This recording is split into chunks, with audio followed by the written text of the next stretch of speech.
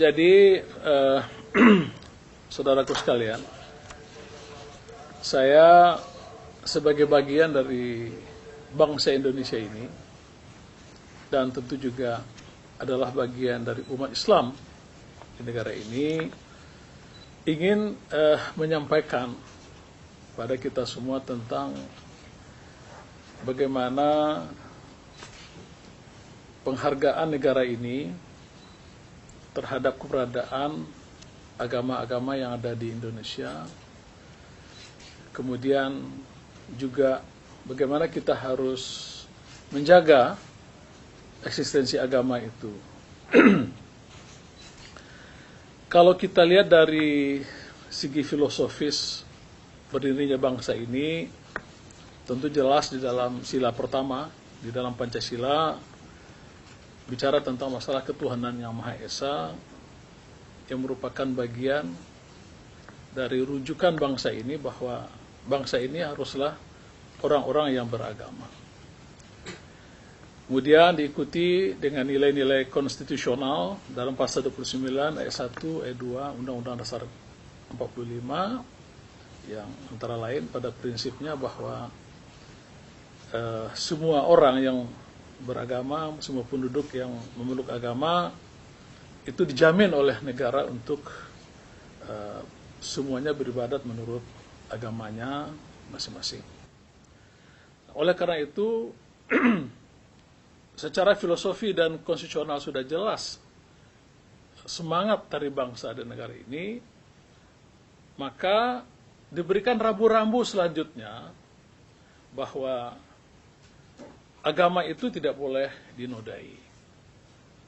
Maka di dalam pasal 156A ayat A Kitab Undang-Undang Hukum Pidana, Undang-Undang Nomor 1 Tahun 46, itu mengatakan bahwa dipidana dengan penjara selama-lamanya 5 tahun, barang siapa dengan sengaja di muka umum mengeluarkan perasaan atau melakukan perbuatan yang bersifat apa, dalam huruf A-nya mengatakan yang pada pokoknya bersifat permusuhan, penyalahgunaan atau penodaan terhadap suatu agama yang dianut di Indonesia. Nah, pasal 156 ayat 6 KUHP ini juga dikukuhkan di dalam pasal 4 Undang-Undang Nomor 1 PNPS 1965. Jadi jelas landasan filosofi, landasan konstitusional, kemudian landasan undang-undang. Di dalam praktek ketatanegaraan kita, memang terjadi beberapa kali penodaan terhadap agama, khususnya mengenai agama Islam. Oleh karena itu, saya langsung pada putusan Mahkamah Agung nomor 1787 K/PIT 2012, itu jelas mengklasifikasi bahwa kriteria-kriteria yang ada dalam pasal 156A huruf A Kitab Undang-Undang Hukum Pidana itu betul-betul merupakan satu penodaan agama, sehingga hakim sudah yakin bahwa itu memang pasal mengenai penodaan agama. Demikian juga pada kasus lain, putusan Pengadilan Negeri Jakarta Pusat nomor 19 4 Romawi PIT B 1991 PN Jakarta Pusat tanggal 8 April 91 juga akhirnya telah menghukum seseorang, ya, kemudian putusan itu dikuatkan oleh Mahkamah Agung bahwa sudah terjadi satu tindak pidana penodaan agama, penghinaan terhadap Allah, God lettering. Nah, dasar inilah yang dipakai oleh jaksa penuntut umum untuk mendakwa seseorang pada waktu itu dengan ancaman hukuman 5 tahun penjara. Kemudian penghinaan terhadap agama ini disebut juga dengan blasfemi, yaitu penghinaan yang berakibat pada kehormatan dan nama baik agama, ya, kemudian merugikan pihak-pihak penganut agama itu akibat penodaan yang dilakukan. Oleh karena itu, putusan pengadilan yang saya sebutkan di atas tadi itu menyatakan bahwa agama perlu dilindungi dari kemungkinan-kemungkinan perbuatan orang yang bisa merendahkan dan menistakan simbol-simbol agama. Seperti menistakan Tuhan, Nabi, kitab suci. Ya. Kalau putusan Mahkamah Agung 1787 itu adalah penistaan terhadap simbol agama kepada Nabi Muhammad SAW. Nah, kemudian juga penistaan terhadap kitab suci. Itu juga dalam perkara yang saya sebutkan nomor 19 tadi.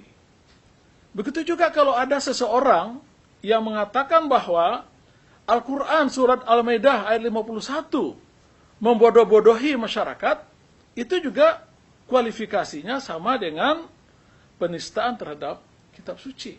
Ini jelas ya. Nah, meskipun ditujukan kepada kesucian agama, tetapi agama kan tidak bisa bicara kecuali dogmanya. Maka sebenarnya pasal ini juga sekaligus melindungi para penganut agama itu sendiri. Nah, kemudian Mahkamah Konstitusi ini sendiri ya di dalam putusannya nomor 140 PU 7 Romawi 2009 itu antara lain telah berpendirian ya di dalam putusannya berpendirian bahwa dari sudut pandangan hak asasi manusia, kebebasan beragama yang diberikan kepada setiap manusia bukanlah merupakan kebebasan yang bebas nilai dan kebebasan ansih, melainkan kebebasan yang disertai dengan tanggung jawab sosial untuk mewujudkan HAM bagi setiap orang. Sehingga negara memiliki peran sebagai penyeimbang antara hak asasi dan kewajiban dasar untuk mewujudkan HAM yang berkeadilan. Negara memiliki peran, sekali lagi, negara memiliki peran untuk memastikan bahwa dalam pelaksanaan kebebasan beragama, seseorang tidak boleh melukai kebebasan beragama orang lain. Ini putusan Mahkamah Konstitusi ya, yang wajib dipatuhi. Nah, disinilah negara akan mewujudkan tujuannya, yakni untuk mencapai kehidupan yang lebih baik. The best life possible. Dan undang-undang pencegahan penodaan agama ini tidak sedikit pun mematikan kemajmukan agama yang ada di Indonesia. Karena semua penganut agama mendapatkan pengakuan dan jaminan perlindungan yang sama. Nah, adapun pernyataan dan penyebutan agama-agama dalam penjelasan tersebut itu hanyalah pengakuan secara faktual dan sosiologis keberadaan agama yang ada di Indonesia. Nah, kemudian tafsir, bicara tentang masalah tafsir terhadap suatu agama. Mahkamah Konstitusi menyatakan tafsir itu dapat memberikan keyakinan terhadap suatu hal sehingga tafsir dapat mengarah pada kebenaran. Maupun tafsir itu juga berpotensi kepada terjadinya kesalahan. Apalagi agama, satu agama ditafsirkan oleh orang yang bukan berasal dari agama itu. Tidak boleh masuk dalam ranah agama orang lain. Karena penafsiran atas keyakinan ajaran agama itu merupakan bagian dari kebebasan yang berada pada forum internum. Jadi bukan eksternum.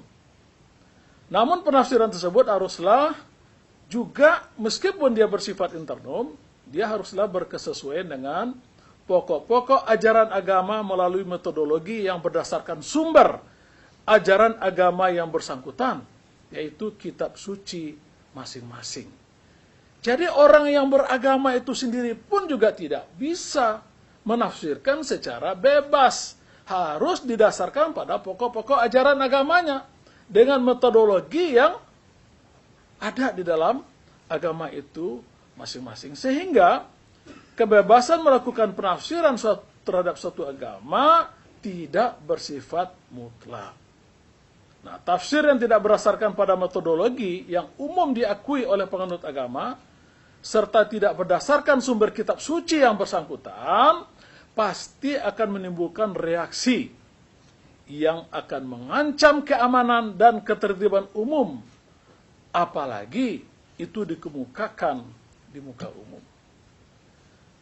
Nah, untuk itu saudara sekalian, sebangsa dan setanah air ya, apabila memang terjadi satu penodaan satu agama oleh seseorang, baik internal agama itu maupun juga eksternal, maka konstitusi kita, undang-undang dasar kita telah memberikan tempat yang amat sangat terhormat kepada kepolisian negara Republik Indonesia, sebagaimana di dalam pasal 30 ayat 4 Undang-Undang Dasar 45 menyatakan bahwa kepolisian negara Republik Indonesia sebagai alat negara. Saya sebagai salah seorang pelaku sejarah di negara ini yang ikut memasukkan kalimat kepolisian negara Indonesia sebagai alat negara ke dalam Undang-Undang Dasar 1945, karena saya adalah badan pekerja MPR yang ikut mengubah Undang-Undang Dasar ini. Untuk apa polisi? Yaitu menjaga keamanan dan ketertiban. Ketertiban masyarakat dengan 4 tugas kepolisian. Yang pertama, melindungi. Ya, jadi semua masyarakat Indonesia ini mesti harus dilindungi. Yang melindungi siapa? Ya, Kepolisian Negara Republik Indonesia. Termasuk melindungi hak-hak warga negara satu penganut agama apabila agamanya dinodai oleh seseorang. Jadi kewajiban polisi untuk melindungi itu.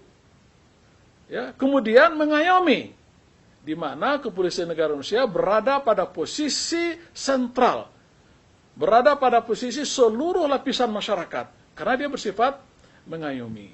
Kemudian melayani masyarakat.